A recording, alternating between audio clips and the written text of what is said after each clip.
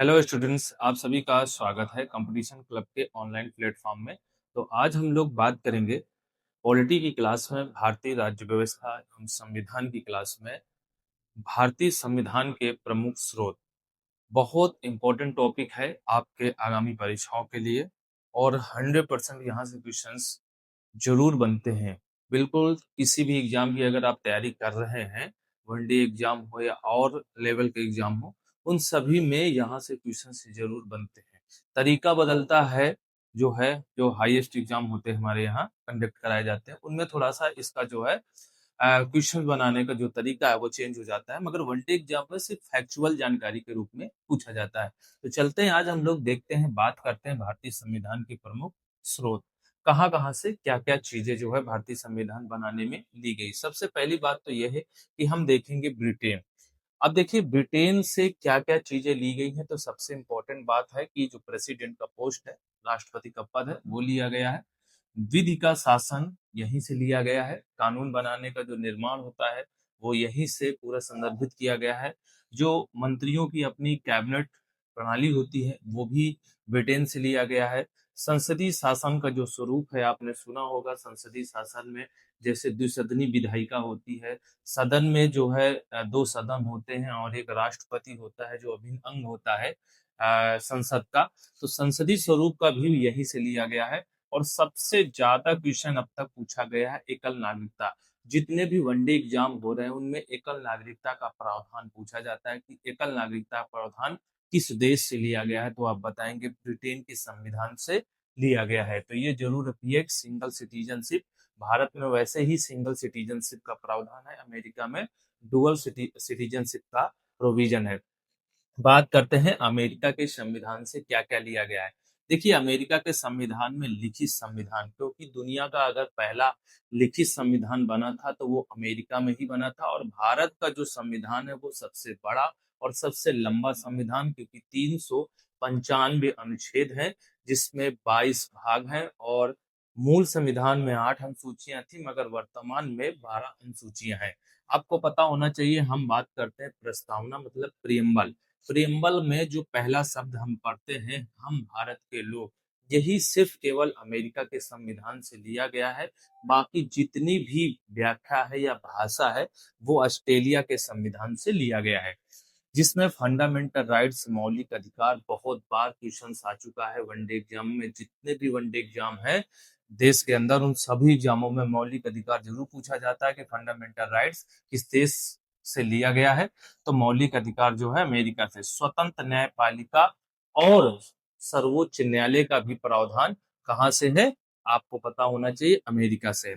आपको पता होना चाहिए कि कार्यपालिका, न्यायपालिका और विधायिका ये सभी अंग है शासन के। और ये शासन की जब ये सभी अंग है तो न्यायपालिका भी स्वतंत्र है, कार्यपालिका भी स्वतंत्र है और विधायिका भी स्वतंत्र है काम करने के लिए। और स्वतंत्र न्यायपालिका का जो प्रावधान है वो अमेरिका के संविधान से लिया गया है।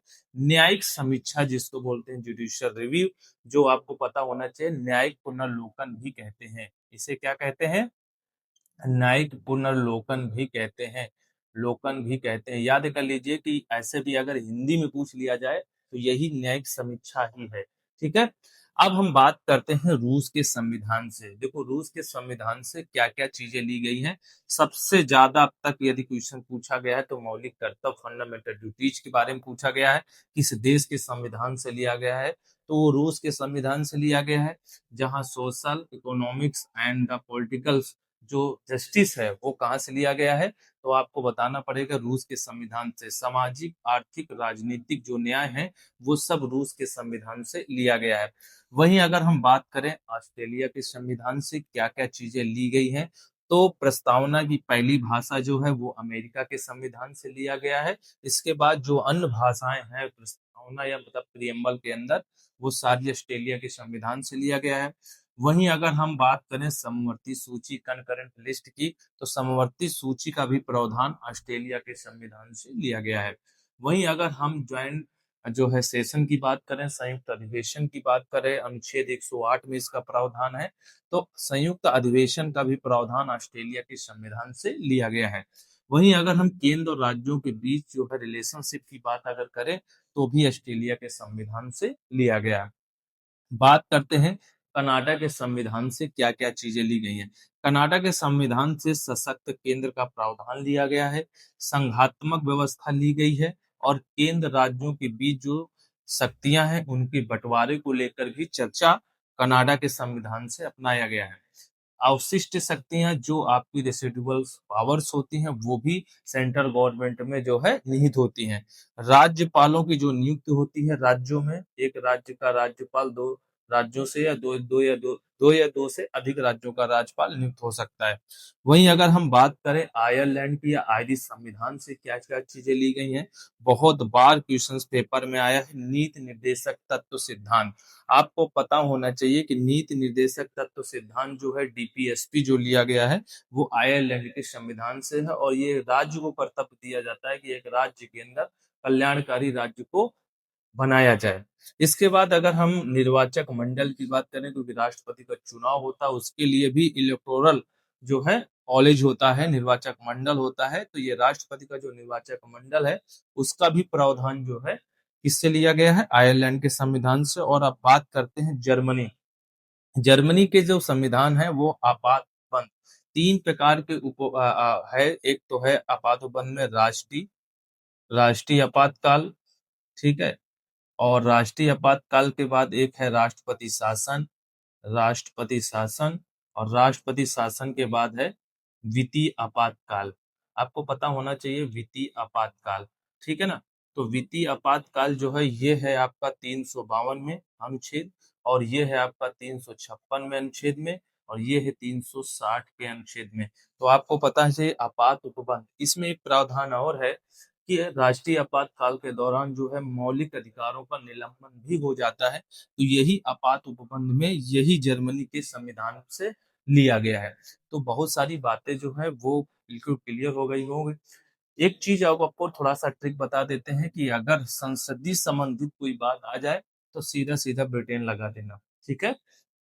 तो वो क्लियर है। तो ब्रिटेन के जो पॉइंट्स हैं ब्रिटेन देश से जो जो लिए गए हैं वो तो आपको अच्छे से तैयार हो जाएंगे क्योंकि उसमें सब संसदीय स्वरूप का ही प्रावधान वहां से लिया गया है। अब बात करते हैं जापान रह गया। जापान आपने सुना होगा, आर्टिकल 21 पढ़ा होगा, अनुच्छेद 21 विधि द्वारा स्थापित प्रक्रिया यानी एक कानून द्वारा स्थापित प्रक्रियाएं जो बनाई गई हैं देश के अंदर उन सबका प्रावधान जो है वो जापान के संविधान से लिया गया है। वहीं अगर हम बात करें फ्रांस के संविधान से क्या क्या चीजें ली गई हैं तो आपको पता होना चाहिए जो है गणतंत्र मतलब रिपब्लिक जो शब्द है वो भी यहाँ से लिया गया है। फिर है लिबरल, आपको पता होना चाहिए लिबर्टी मतलब स्वतंत्रता, यहीं से लिया गया है।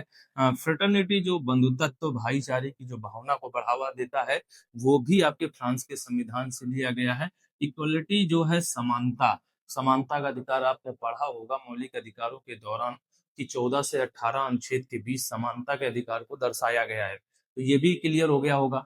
अब बात करते हैं दक्षिण अफ्रीका।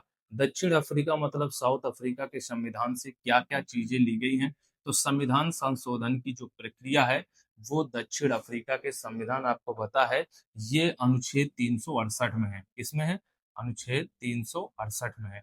368 में जो है संविधान संशोधन का स्वरूप दर्शाया गया है और राज्यसभा के सदस्यों का जो नामांकन होता है वो भी दक्षिण अफ्रीका के संविधान से लिया गया है। तो जितनी भी बातें हैं वो मैंने आज की क्लास में इस टॉपिक से संबंधित सभी बातें क्लियर कर दी हैं, ठीक है ना। तो आगामी परीक्षाओं के लिए आज की क्लास बहुत इंपॉर्टेंट होगी। फिर हम लोग आज की क्लास को यहीं पर समाप्त करते हैं। और यदि वीडियो हमारा आपको बहुत अच्छा लगा हो तो वीडियो को लाइक जरूर करें और वीडियो को शेयर करते रहें जिससे मोटिवेशन हमारा बढ़ता रहेगा और नए नए टॉपिक पर क्लास हम करते रहेंगे। तो मिलते हैं अगले नेक्स्ट वीडियो में। Thank you so much.